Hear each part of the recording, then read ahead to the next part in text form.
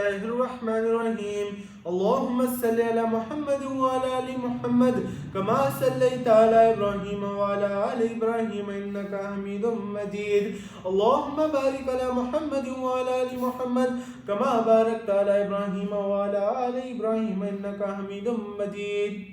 میرے انتہائی محترم مکرم دوستوں، بزرگوں اور بھائیوں، میں آپ سب کے سامنے ایک اور نئی ویڈیو کے ساتھ حاضر ہوں۔ جیسا کہ آپ جانتے ہیں کہ میرا ایک ہی ویڈیو کا موضوع چل رہا ہے کسب حلال اور حرام کے بارے میں۔ میں نے اپنی پچھلی ویڈیو میں بتایا تھا کہ حلال کیا ہے، حرام کیا ہے۔ میری ویڈیو کا دوسرا پارٹ ہے، اس ویڈیو میں آپ کو بتاؤں گا کہ حلال اور حرام کمانے کے کون کون سے ذرائع ہیں۔ جیسا کہ جانتے ہیں کہ حلال تو وہ ہے جس پہ نبی کریم صلی اللہ علیہ وسلم کی سنت کے مطابق عمل کر کے کمایا جائے، اللہ کے احکامات کے مطابق ہو اور دین اسلام کے مطابق ہو، اس طریقے سے ہم کیا کہتے ہیں، حلال کماتے ہیں۔ آپ صلی اللہ علیہ وسلم اور ہمارے مختلف صحابہ کرام نے تجارت کی، کسی نے لوہے کا کام کیا، کسی نے دردی کا کام کیا، کسی نے بکریاں چرانے کا کام کیا، تاکہ آپ صلی اللہ علیہ وسلم نے خود بھی بکریاں چرانے کا کام کیا، تجارت بھی کی۔ یہ حلال جو ہے، اس کے کمانے کے بہت سارے ذریعے ہیں۔ ہم کیسے کما سکتے ہیں؟ ہم دین اسلام پر چل کر حلال کما سکتے ہیں، تجارت کر سکتے ہیں۔ ہم حرام کیسے کما سکتے ہیں؟ حرام کمانے کے ذریعے تو بہت ہیں، لیکن کچھ جو آپ کے سامنے بیان کروں تو ان میں سے سب سے پہلا رشوت ہے۔ رشوت کیا ہے؟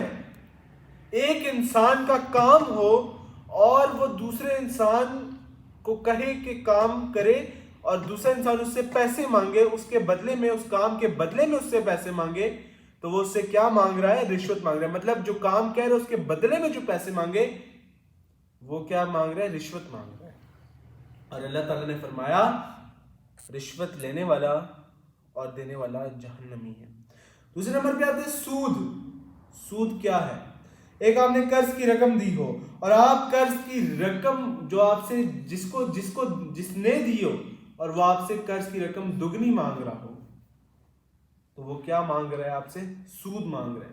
یا اس طرح کا کوئی معاملہ ہو، رقم دیں، آپ کسی کو رقم دیں اور اس سے جب لیں تو زیادہ لیں تو وہ سود کہلاتا ہے۔ سود کے بارے میں قرآن مجید میں کیا ہے؟ سورۃ البقرہ کی آپ کی آیت ہے 279، اس کی ترجمہ پڑھا ہوں۔ قرآن مجید میں اللہ تعالیٰ فرماتے ہیں اگر تم سود لینے سے باز نہیں آؤ گے تو اللہ اور اس کے رسول کی طرف سے تمہارے لیے جنگ کا اعلان سنو۔ کتنی بڑی بات ہے کہ اگر تم سود لینے سے باز نہیں آتے تو اللہ اور اس کے رسول کی طرف سے جنگ کا اعلان سنو۔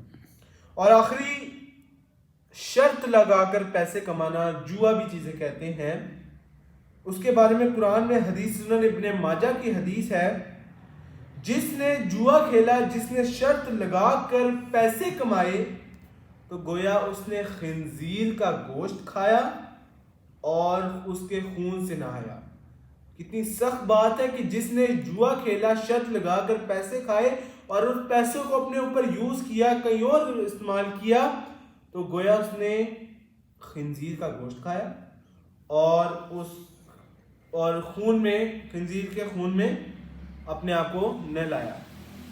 تو آخر میں کہنا چاہوں گا کہ اللہ تعالیٰ ہمیں حرام سے بچائے۔ اس کا تیسرا پارٹ انشاءاللہ ہفتے کو میں ڈالوں گا یوٹیوب پہ، تو آپ سے میں گزارش ہے کہ ان پارٹس کو دیکھا کریں، ان باتوں پر عمل کیا کریں، کیونکہ کیا پتہ آپ کے عمل کرنے سے جو آپ اس پر عمل کریں تو مجھے بھی ثواب ملے۔ اور کل جمعۃ المبارک ہے، تو میری طرف سے تمام اہل اسلام کو جمعۃ المبارک، بہت بہت مبارک ہو۔ اس میں زیادہ سے زیادہ درود شریف پڑھیں، کیونکہ درود شریف پڑھنے سے 10 گناہ معاف ہوتے ہیں، 10 نیکیاں ملتی ہیں اور 10 درجات بلند ہوتے ہیں۔ اللہ تعالیٰ عمل کی توفیق عطا فرمائے۔ وآخر دعوانا الحمدللہ رب العالمین۔